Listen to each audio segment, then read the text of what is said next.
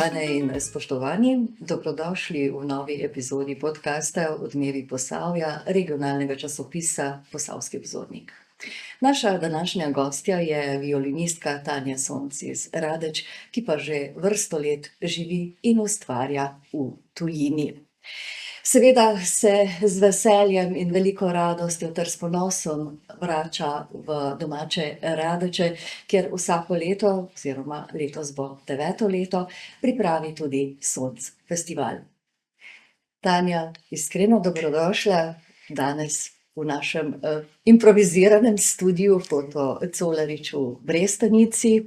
Vesela sem, da si se odzvala našemu povabilu in si naša gostja, čeprav si prišla pred šele 2 dnevoma, nekako tako iz Züricha, z nočnim vlakom. Ja, najlepša hvala za povabilo.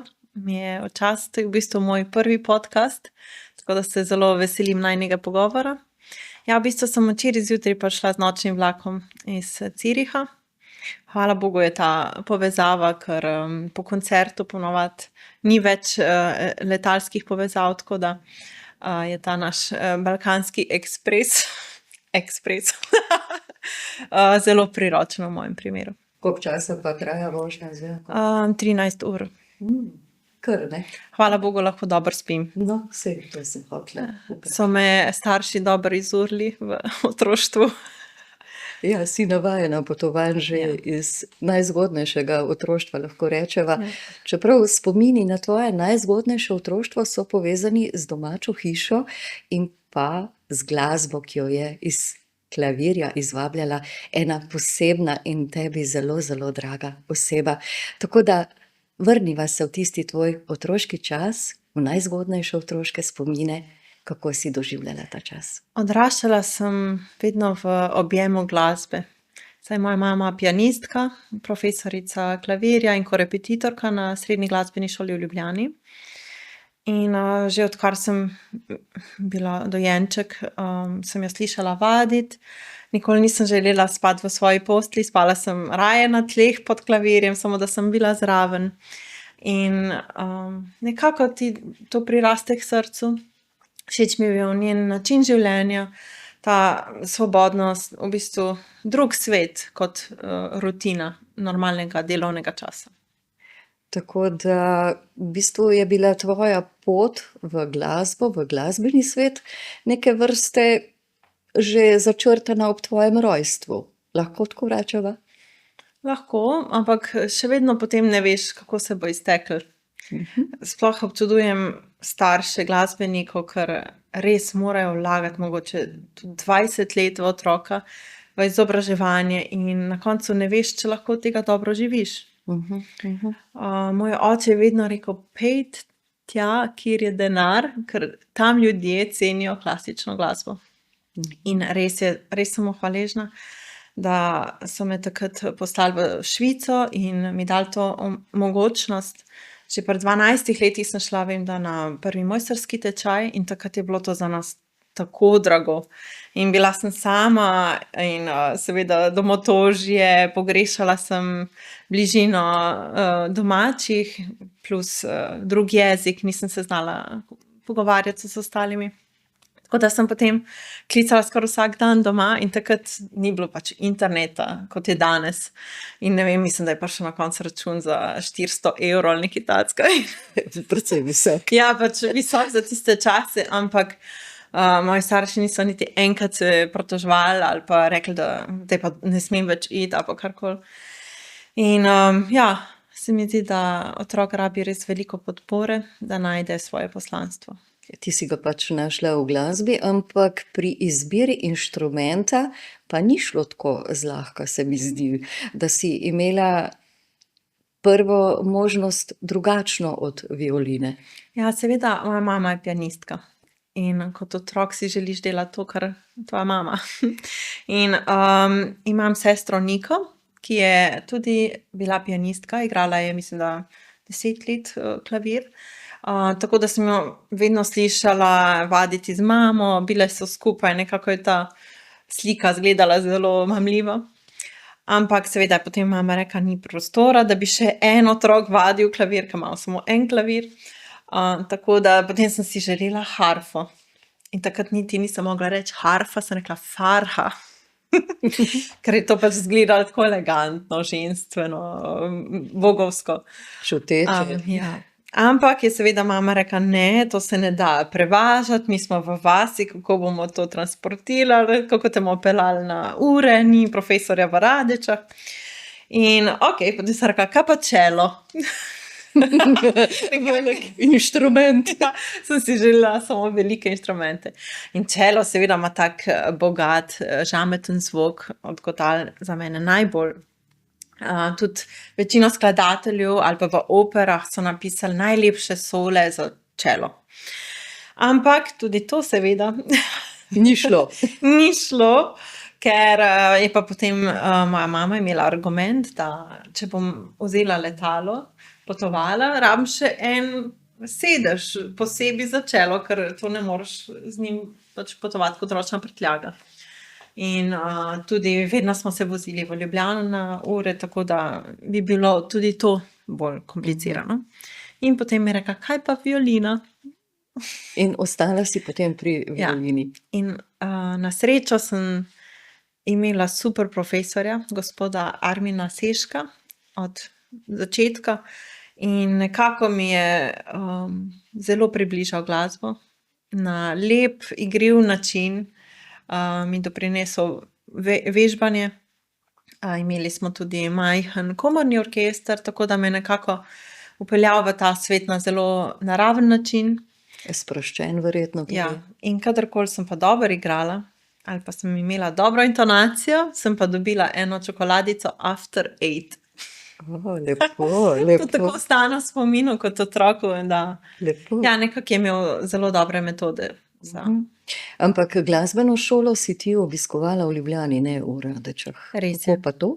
Zato, ker je moja mama delala v Ljubljani in je v bistvu bilo zelo praktično, da medtem ko ona dela, jaz grem na uro. Velikokrat me je oče čakal, da me je potem peljal nazaj v Radeče, ker tukaj sem bila pa v osnovni šoli. Tako da nekako je tudi poznala ta glasbeni svet bolj v Ljubljani, vedela je, pri katerem profesorju bom lahko najbolj napredovala. Tako da je mama izbrala začetek poti.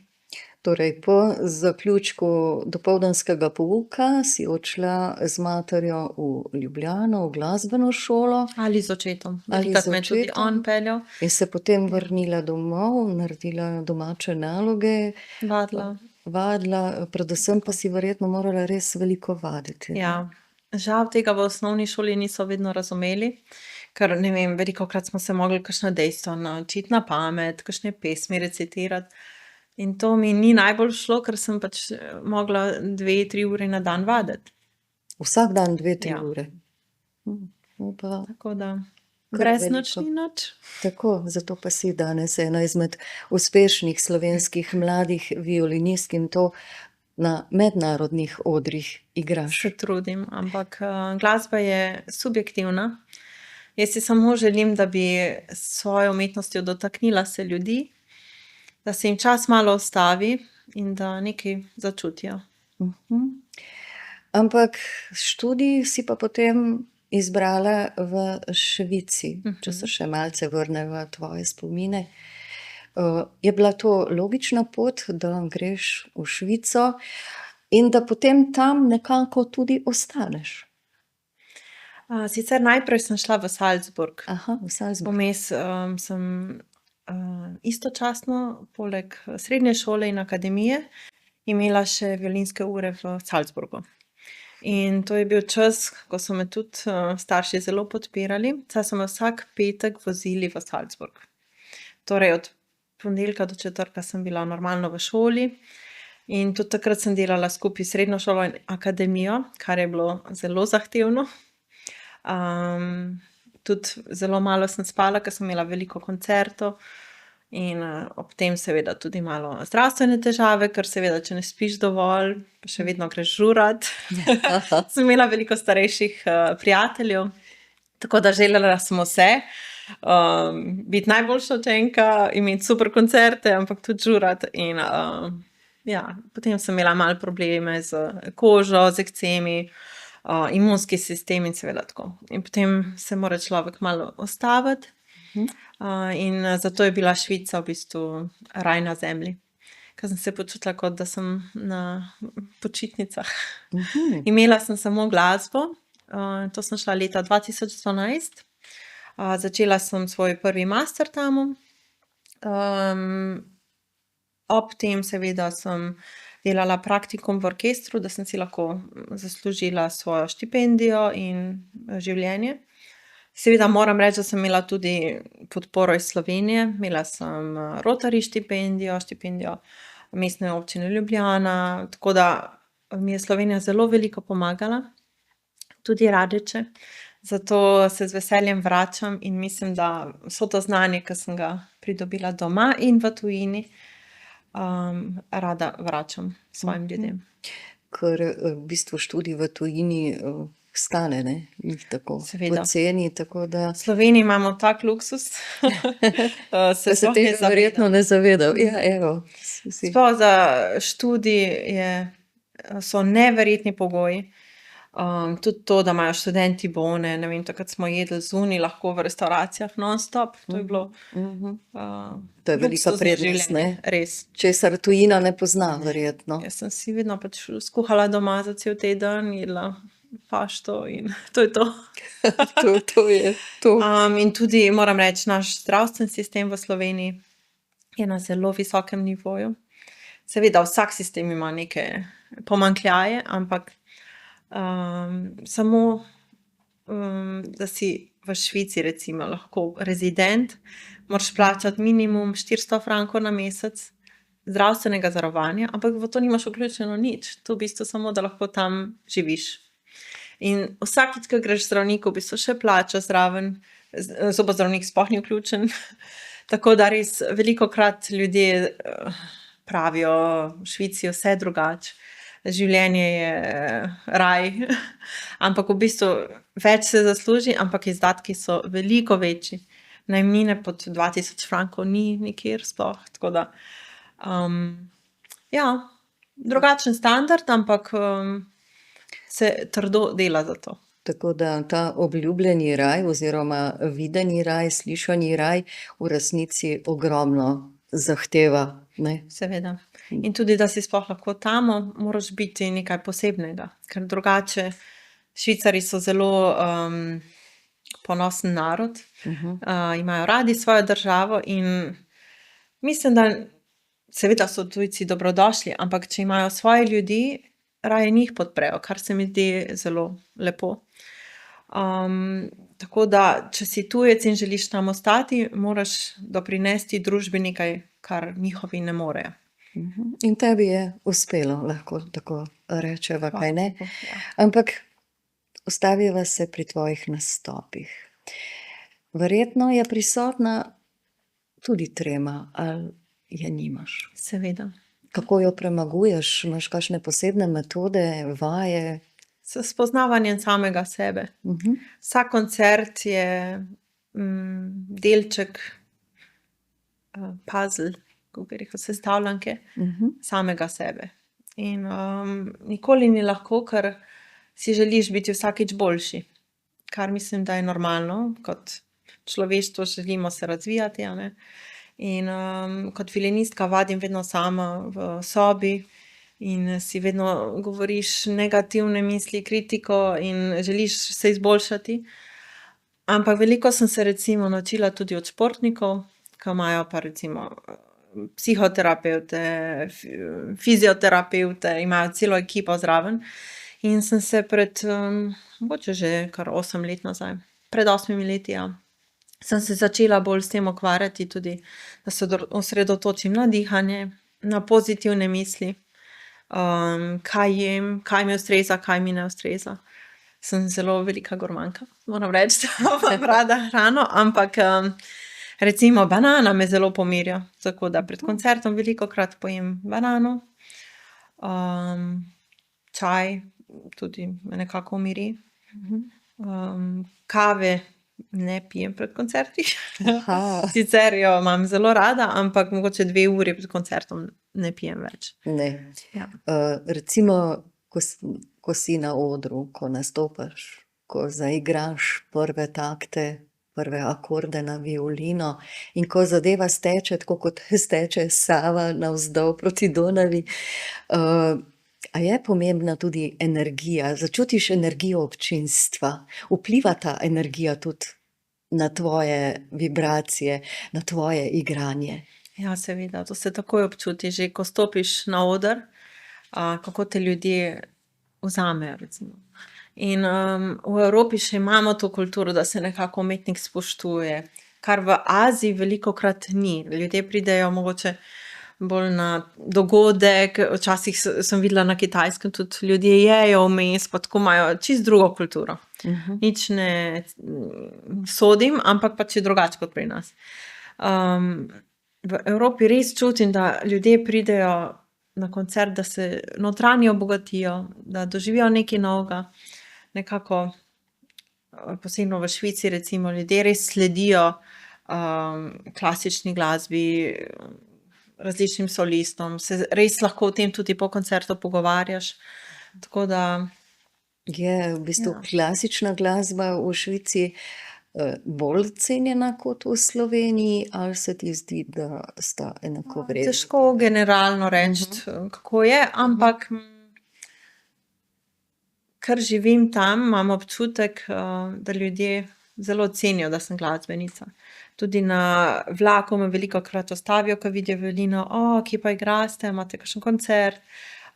Ljudje vejo, da je to težek poklic, da ni samo hobi. Ja. Ker pri nas še vedno kdaj ljudje mislijo, igraš violino, kaj pa drugače, kaj si po poklicu? Ja, pač vzameš inštrument v roke in Ja. pač malo violina zacvili, ne, rečemo. In to je to, ne, v bistvu ne razmišljamo o tem, koliko ur za odigrano določeno skladbo je potrebnih doma vaditi, kar ni ravno prav, ampak takšni pač smo, ne. Tako da glede na to, kako ljudje cenijo, mogoče bi rekla, da bolj v Švici.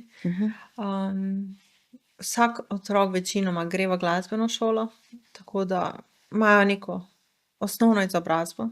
Sicer tudi pri nas glasbena šola je zelo na super nivoju za osnovno izobrazbo, tako da mogoče potem ljudje pač več grejo na koncerte, moram reči, kot pri nas. Pri nas, ne, so bolj obiskani. In ravno zato na Sonc festivalu želimo vedno narediti tudi otroško matinejo.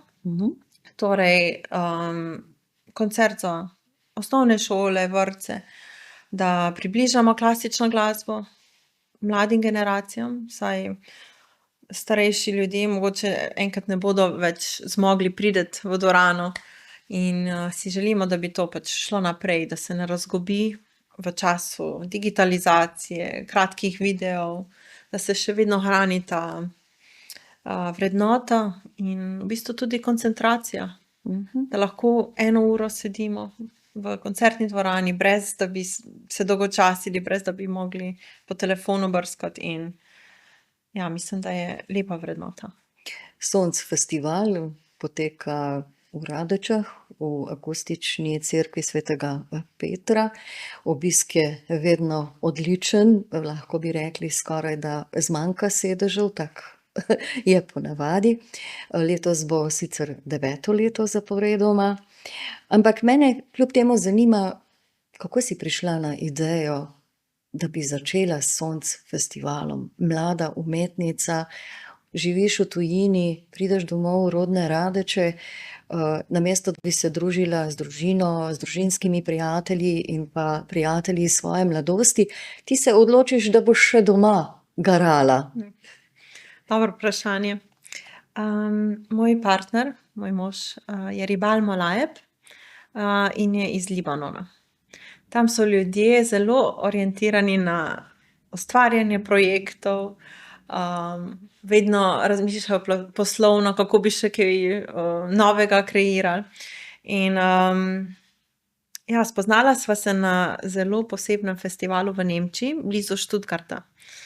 Sva igrala skupaj Ravelov godalni kvartet In tako so prve iskrice začele in sva se zaljubila.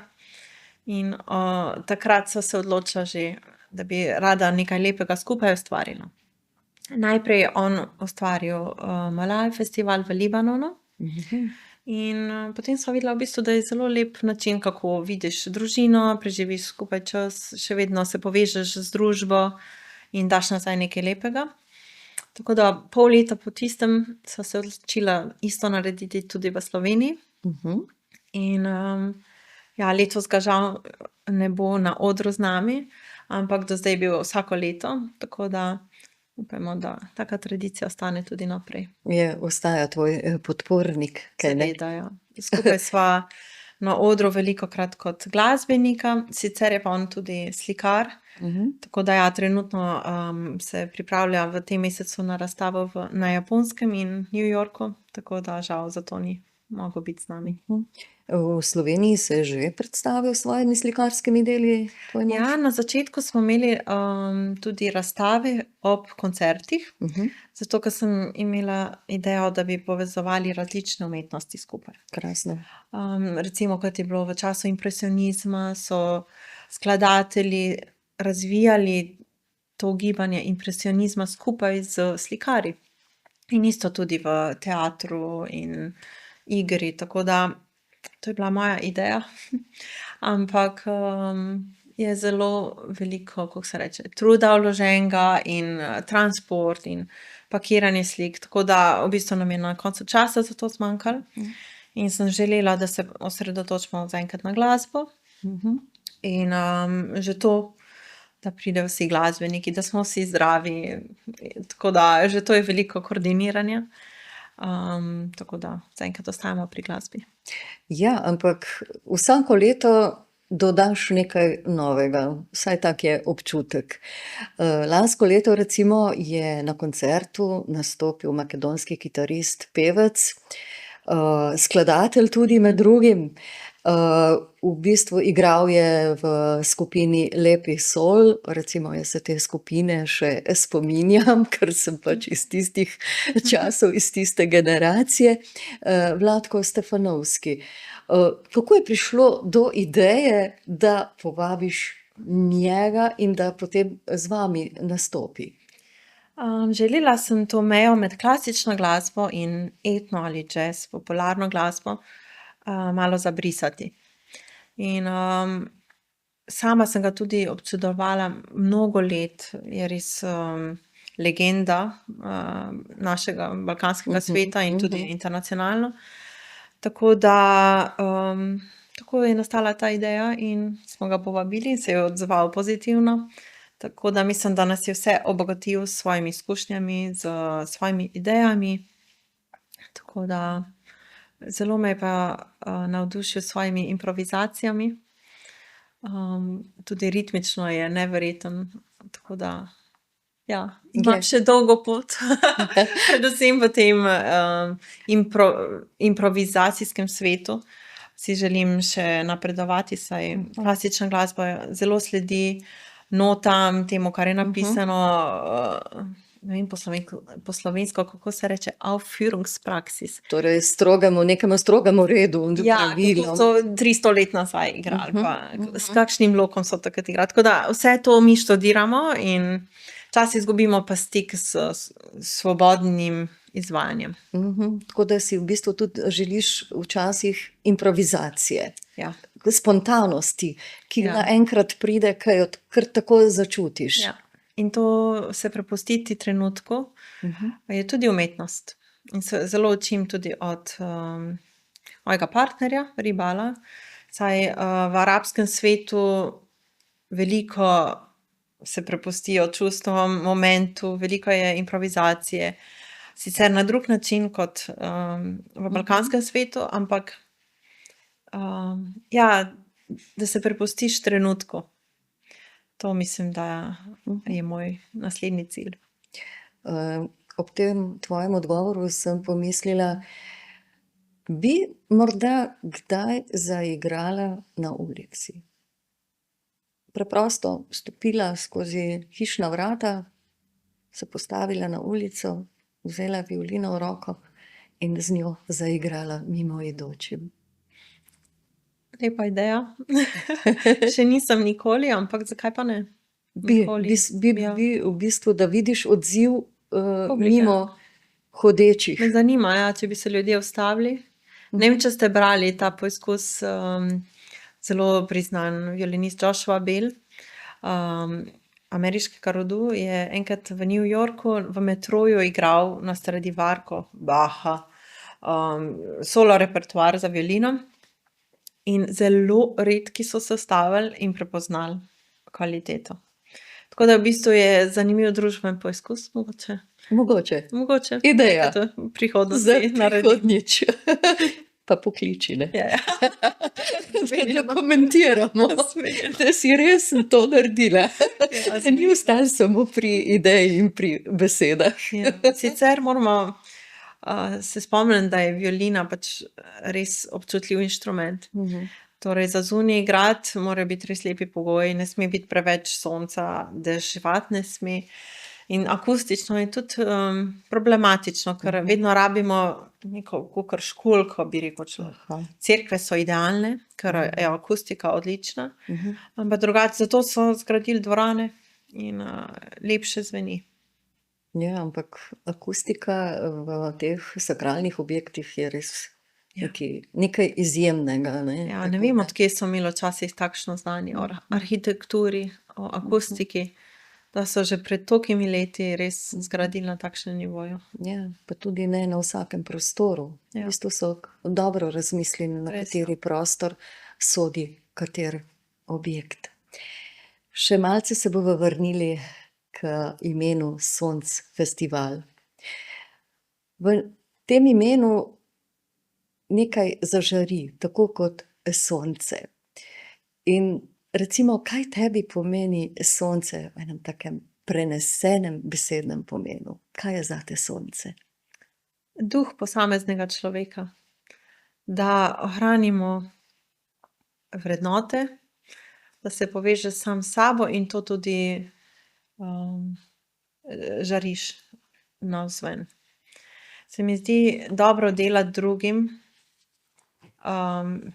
je vedno pozitivno.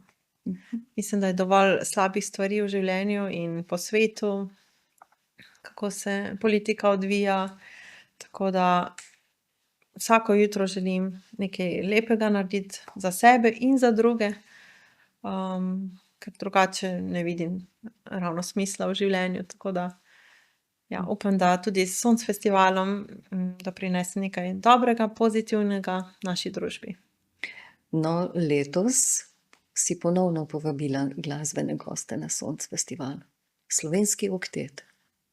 Res je. Kako pa je prišlo do tega sodelovanja s temi odličnimi vokalisti? Ja, so tudi v bistvu legendarna skupina v Sloveniji in že veliko let si jih želim slišati, ampak nekako nisem bila nikoli v Sloveniji takrat, kadar so oni izvajali koncerte. In potem sem si mislila, zakaj pa ne bi enkrat povabila jih v Radeče, takrat, ko sem jaz v Sloveniji. Dobro. Ja, tako da Darko Vidic je pevec v oktetu in ga poznam že mnogo let. Skupaj sva bila na pripravah za srednjo glasbeno šolo. Tako da, ne vem, je to mogoče zdaj že kakšnih 15 let ali še več nazaj, res. Tako da sva vedno ohranila kontakt in sicer prihaja tudi iz Litije, tako da je iz našega okolja. Ja, naše okolice. In nekako pol leta nazaj sva se ponovno videla in prišla je ideja, zakaj pa ne bi nekaj skupaj ustvarili. Jasno. Tako da mislim, da tudi premierno za njih bojo prvič izvajali 2 pesmi z violino, tako da se pustimo presenetiti, kako bo zvenelo. Pred tem nastopom bodo verjetno skupne vaje. Ja, seveda. Brez tega ne gre, ne? Ne, že za svoj občutek, da se poveže z ostalimi glasbeniki, da ni nek ekstra stres pred koncertom, ker tako in tako pride, ker vsi pričakujemo in želimo najboljše in zato so vaje potrebne. Super. Približujeva se zaključku najinega prijetnega klepeta. Moram priznati, da se že poznava kar nekaj časa. Povezal naju je pravzaprav ta Sonc festival, ko si mi poslala vabilo in takrat sem se odzvala z velikim pričakovanjem in zanimanjem. In bom rekla, da me je prvič pustil brez besed in potem vse naslednje nastope. Sedaj pa nam zaupaj še nekaj o dolgoročnih načrtih. Kakšni so tako na glasbenem kot na osebnem področju? Vedno želim nadaljevati svojo pot v umetnosti, ker mi daje smisel življenja in jaz pravim, da je to življenjski stil. Velikokrat me ljudje vprašajo, koliko ur na dan vadim. To je najbolj pogosto vprašanje na intervjujih. Tako da hvala, da me niste danes tega vprašali. In rečem, da je to pač konstantno učenje, da se nikoli ne konča in to je najlepše. Tudi ko si 50, 60, 70 let star, imaš še vedno nov izziv, nekaj novega. Tudi če sem velikokrat isto skladbo zaigrala že, je lahko naslednjič na drugačen način. In ta svoboda in kreativnost daje smisel življenju. Imaš še pravzaprav veliko idej, kar se tiče glasbenega ustvarjanja, pa potem tudi likovnega v sodelovanju z Ribalom, ki sva ga omenili. Zelo rada kombinirava razstave, torej kadar je vernisaž, odprtje njegove razstave. Velikokrat zaigrava tudi mogoče 10-15 minut skupaj. Kakšno skladbo, ki paše slikam zraven. Posebno trenutno se ukvarja veliko z japonsko tematiko. Je naslikal veliko Mount Fuji, po slovensko Gora Fuji. In v bistvu on tudi prihaja iz gor v Libanonu, tako da je from Mount Lebanon to Mount Fuji. In ravno ta prehod sva povezala z glasbo, z različnimi skladatelji iz Libanona in Japonske, tako da velikokrat se prepustiva kreativnosti v tem smislu. Rada prepletata. Ja, res je. Kdaj bo pa čas za družino? Ja, to bomo pa videli. Si želiva seveda, ampak trenutno z najinim tempom življenja, potovanjem, ker sva res večino časa z doma, kar je zelo lepo, sva notranje obogatena.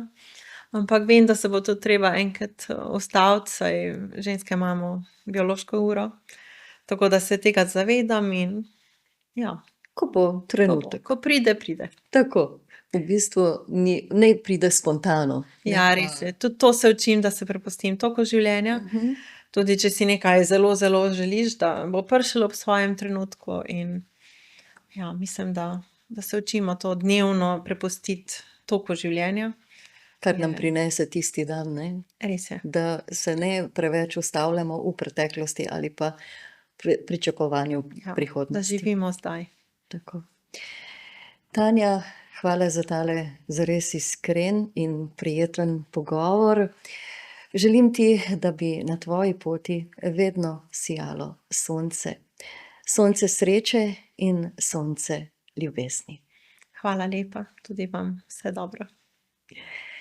Spoštovane in spoštovani, hvala, ker ste bili danes v našem novem podcastu z nami, ker ste nam prisluhnili. Upam, da ste enako uživali v pogovoru, kot smo mi, ki smo ga danes snemali. Vse dobro tudi vam, pa do prihodnjič bomo rekli, ostanite odprti za zgodbe, ki nas povezujejo.